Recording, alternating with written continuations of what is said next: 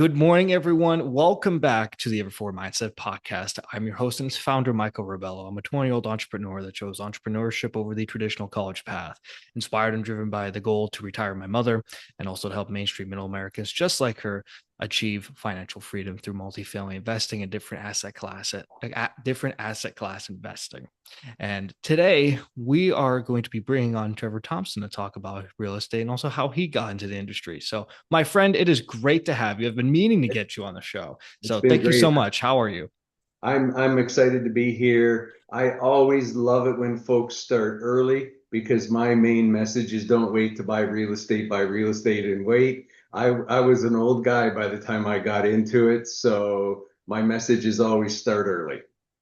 I love that. And that's the message I try to preach as much as I can, too. The best time to get into real estate was yesterday, as the Yeah. saying goes. But I would love to dive into, first of all, who is Trevor Thompson and how did you get into real estate? I would love to Yeah. hear that story. Yeah, so I'm originally from Niagara Falls, Canada, and I spent most of my life in the attractions and entertainment industry. Started working for Ripley's, believe it or not, at age 13, all through high school. Then I went and worked with Guinness World of Records, and I operated a franchise in Niagara Falls, a corporate-owned location in the Empire State Building in New York. Then we opened one on Hollywood Boulevard in Los Angeles. My biggest claim to fame there was we gave Michael Jackson a Lifetime Achievement Award, and I had lunch with him. Not everybody can say that. And then I wanted to open a Guinness in Orlando, Florida, the land of tourism. And in fact, the deal fell through, but I moved down there. Oddly enough, I opened a year-round haunted house of all things. And then I got recruited by a company called iFly Indoor Skydiving, and I opened 46 of 80 locations in my 20-year career with them. Um, Wow. Now, I was always interested in real estate, but I was terrified of toilets, tenants, and trash. I just did not want to, and I was under the misbelief that I had to be a millionaire to invest in commercial real estate. And all my friends were doing different things, and I saw lots of creative deals, and I was always interested. Then iFly, we did get bought out by a private equity company. So I got a decent payday and thought, okay, it's time to look at this real estate investing. And I actually went to 3 weekend conferences. The first two were real scams. The third one, they talked about apartment syndications. And I got to say, I went, where have you been my whole life? This was exactly what I was looking for. I joined the group and invested within 3 days into my first syndication.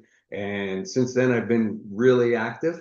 So I've been a passive investor on 20 and just closing on my 20th deal as a sponsor. So for a total of 40 deals in 7.5 years, been very busy. Obviously, I'm committed to it. Absolutely. And I first of all, I'm proud of you for how far you have just taken your career, just super launched it with multifamily. I think that's amazing. But there's a couple of key things that you mentioned in there too. Starting with multifamily syndications. Like when everybody hears that, they think, okay, who's been watching The Godfather way too Yeah, much, right? Like they're thinking, you need, like you said, you need to be a millionaire to invest. But you and I learned at firsthand that when it comes to this big apartment investing, it's like, oh wait, I don't have to be the landlord, I don't have to be the property manager. yeah, In fact, if you take a pool of investments together, you can actually buy this apartment complex and run it as a business and get yeah, returns on my investment. I was yeah. like, wow, that's Yeah, strange. So it's yeah. absolutely mind-boggling, and people don't get it. And I really like to explain it to people very simply. So let's say we're going to buy a $10 million apartment complex.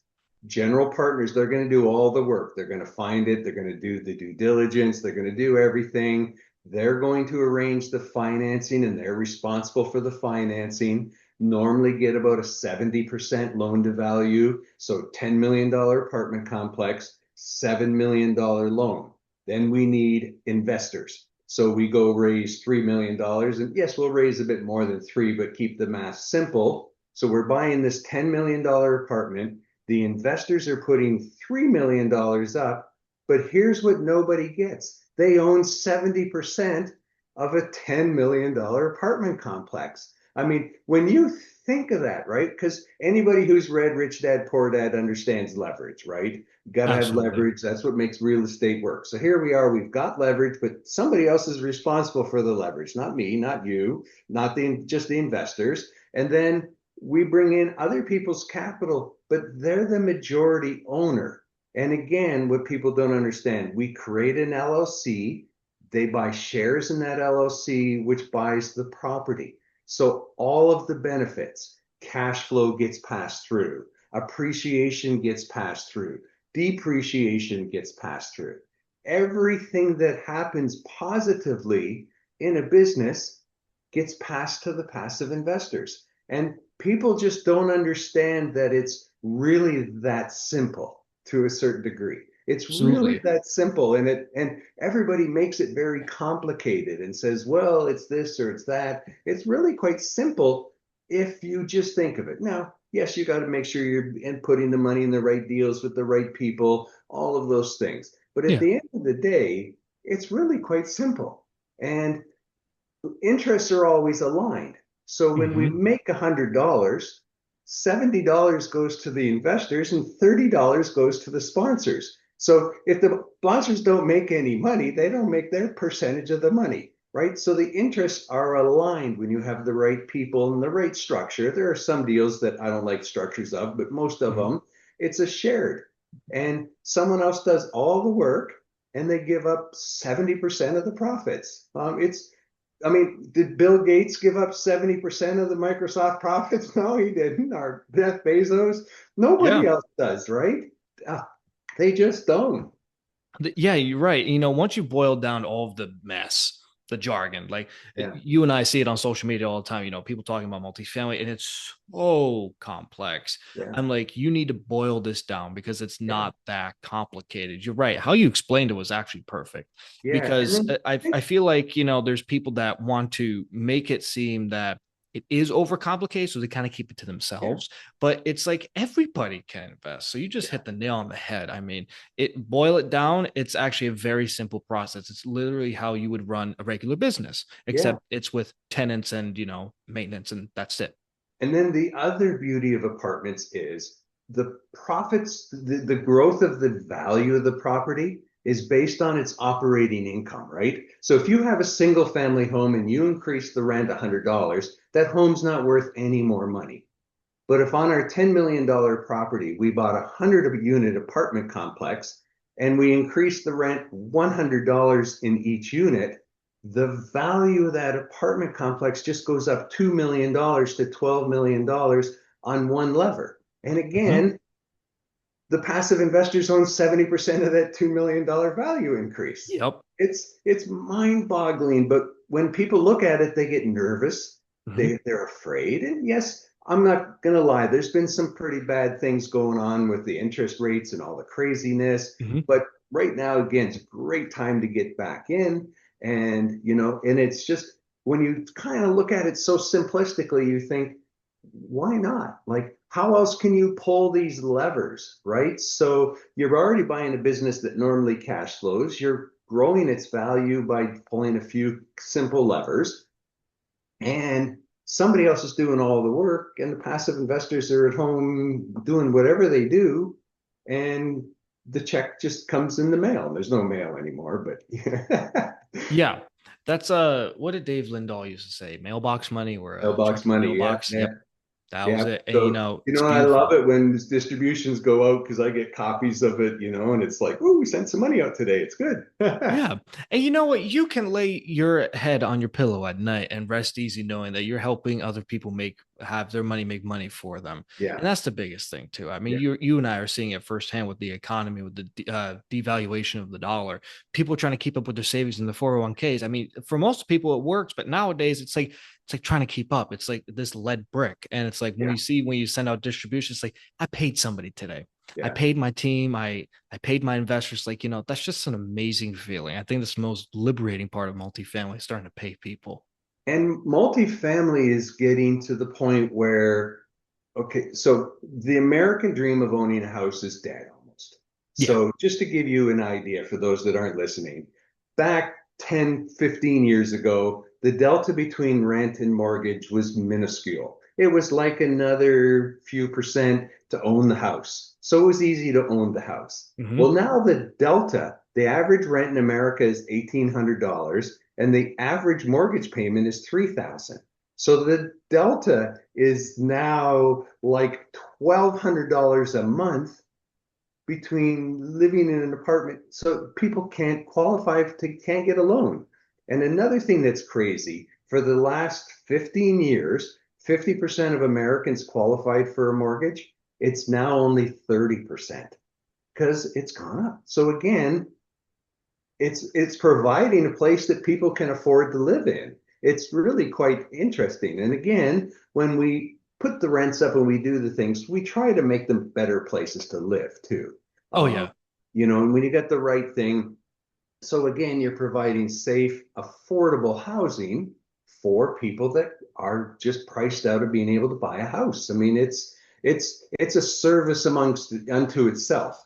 Absolutely. And I was doing a couple of interviews months ago where people were talking about the housing crisis, saying, we need starter homes, like we need to build starter homes. But I was when I was driving back, this was in Phoenix, and I was driving back to Tucson, and I was really thinking, we kind of have this similar system where we do have a starter home. We're giving people a nice place to live because they can't afford to buy a Yeah, house or they can't leverage to get a house. And it's like, the best we could do is build a nice, not just complex, but a community. In fact, yeah, the team that I'm working with on this Tyler, Texas property that was closed in beginning of last year with Cindy Harding and Michelle Jong and yeah. team. Great They team. have the philosophy of complex to community. And Yeah, I love that because, you don't want just to run it as a business. There's people that actually have lives and families here, and we're doing a service to them. And we're also doing a service to our investors. That's where the yeah. light value add play comes into handy, where it's like we And see that those opportunity, we take it.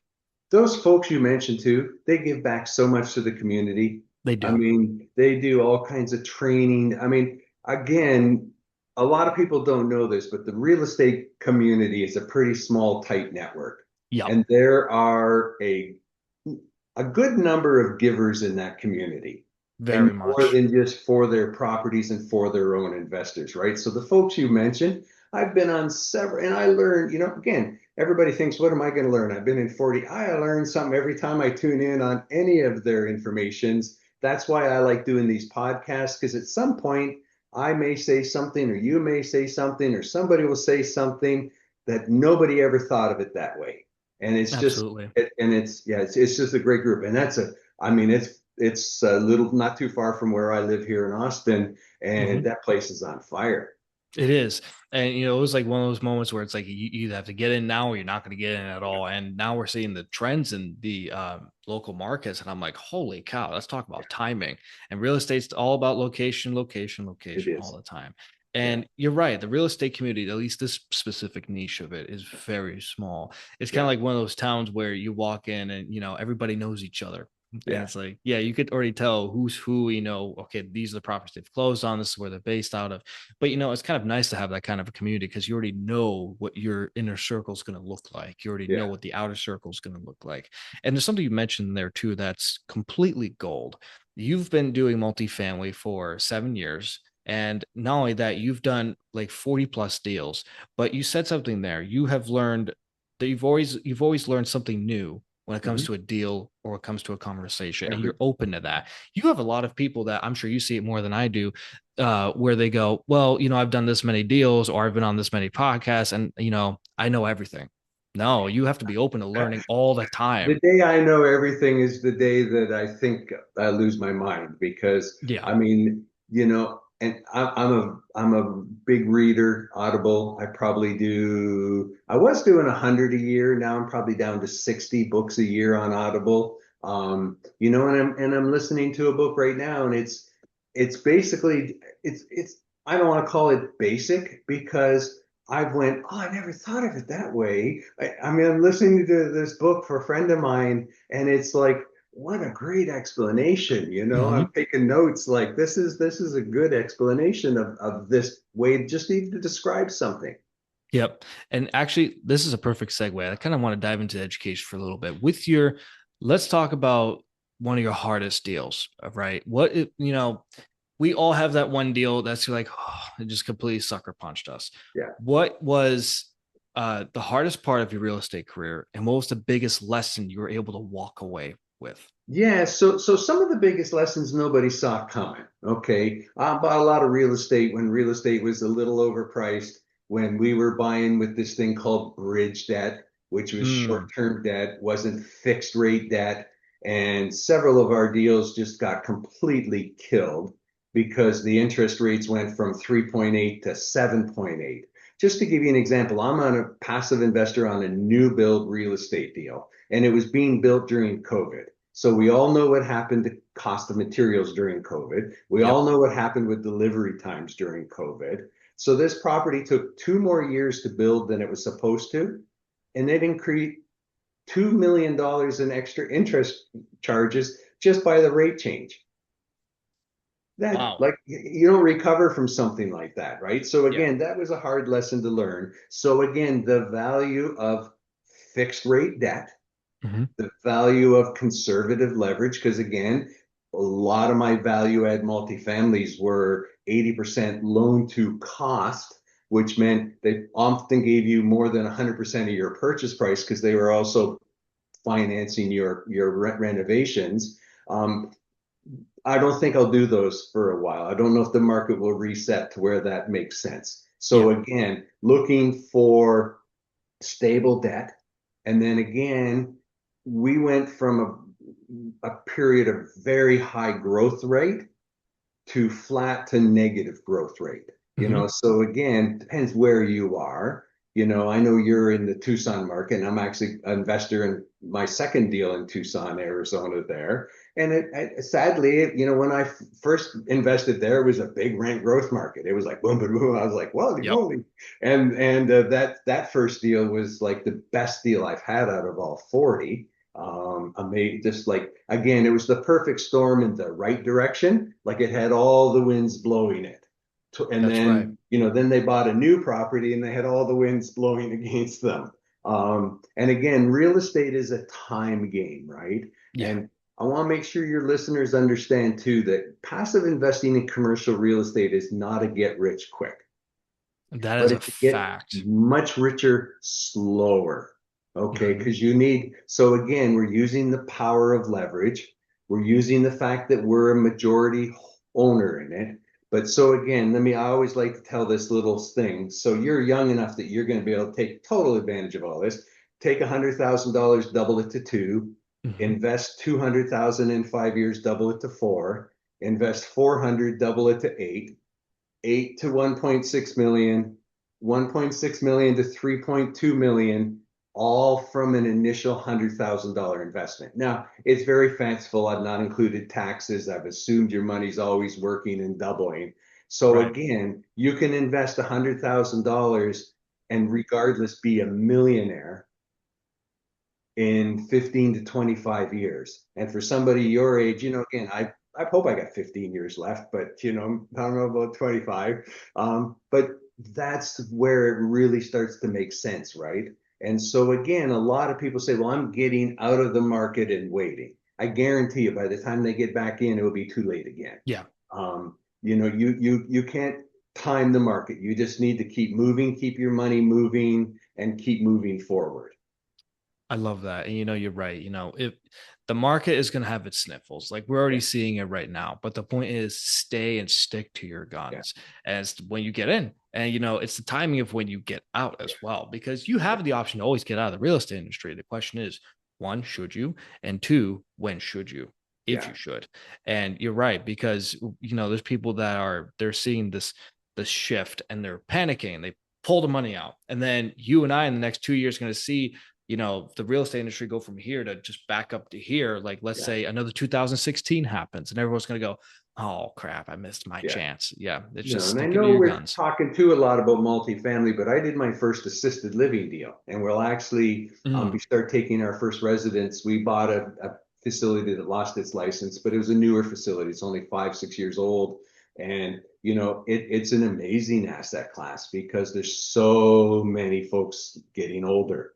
that's And there's right. so many folks needing this assisted living, and it's kind of like with the silver tsunami. It's one of the great ones. Now, it's the most complicated because operations is super technical. you're taking care of people's moms and dads and they're not well. But if you can do it well, I think it's one of my next most exciting ones that I'm hoping we'll get some more of, because it's going to be a big thing. Oh, absolutely. And it's like my mentor Russell Gray, he said this. He's like, the boomers are starting to finally turn 80 years old. Yeah, And I was like, well, what does that mean? And he's like, you do realize that, you have generational wealth that's going to be coming through. yeah, Like a wealth shift, number one. And number two, and they need a place to go. And I'm yeah, like, oh, and it clicked in my mind for a minute. I was like, wow, there's going to be a huge like shift in the yeah, economy between the consumer basis and also the fact that they need a place to go, whether it's assisted living or senior care or senior yeah, living, whatever it is. It's like interesting. So it's being able to pivot on a dime if you need to, when yeah, it comes from, like, for example, industrial flex, self-storage, multifamily, residential assisted living. So you have to be kind of aware of your investment surroundings to go, okay, what's happening? yeah, What's the market pulse? That's what I yeah. like to call it. Yeah. Absolutely. And again, the nice thing about it is there are so many ways to make money on commercial real estate. So many ways. Mm-hmm. You just need to find people that find how to do it, know how to do it, and that are doing it well. Absolutely. And I guess to kind of come into the conclusion of our episode, what do you see right now in the real estate industry from what you're seeing on boots on the ground and actively investing as both an LP, but also as a general partner slash sponsor? What are you seeing? What are the trends coming down the pike for either the rest of this year and also coming into 2027? Yeah, so clearly what happened, right, and I don't want to get too technical here, but we had a lot of short-term debt, and there's billions of dollars coming due. And unfortunately, there are several properties that are underwater with their mortgages. The Mm-hmm. values have dropped. But that's going to create this massive buying opportunity on a reset, right?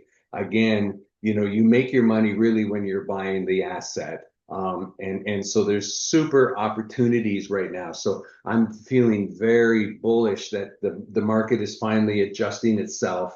Some folks are getting some, what I'm going to call, incredible deals. And the migration of people still hasn't stopped. Thank you, California, for sending them all here. Because it's been good Yep. for business, and same with Arizona, and same with Oh, North big time. Carolina, Yeah. and same with Florida. There's some, and again, so you talk about location, location, location, right? So right now I'm only investing in pro landlord, pro business states. Yep. I have some friends that make a lot of money in California. God bless them. I'm not brave enough yet. Me neither. Yeah, Absolutely.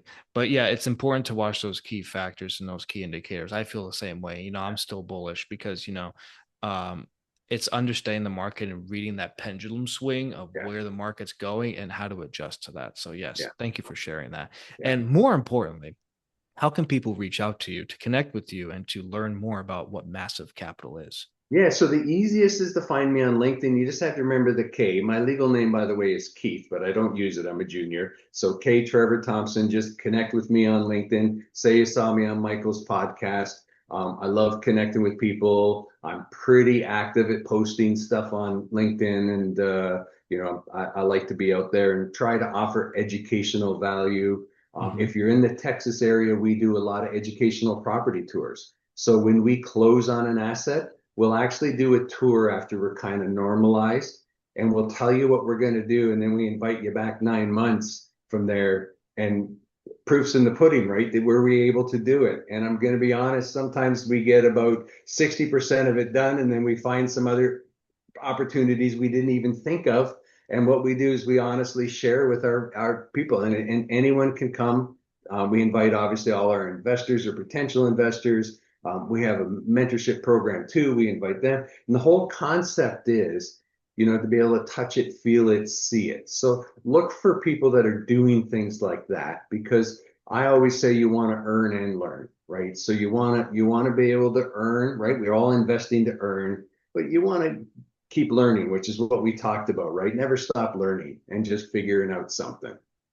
Perfectly said. And ladies and gentlemen, if you want to connect with Trevor Thompson, check the video description below and also the podcast description below. You'll be able to find his LinkedIn as well. Feel free and please do connect with him and take advantage of the free material that's on LinkedIn and also with his website as well, because you're going to learn a ton. I mean, just seeing his posts online as well, I've learned a ton. So make sure you tap into that knowledge as well. And to my audience out there, as always, you know how we're going to wrap this up. Build yourself better and bigger every day. Live better, live bigger. Always move ever forward. Invest smartly and stick to your guns. And remember that no matter what the market swing is or whatever the market's going to bring, just make sure you stick to your guns and stick to your knowledge and rely on your team and your partners as well. And Mr. Trevor Thompson, thank you so much for coming on the show, my friend. It has been a pleasure and an honor. Thank you for sharing your wisdom. My pleasure. Thanks for having me. Of course.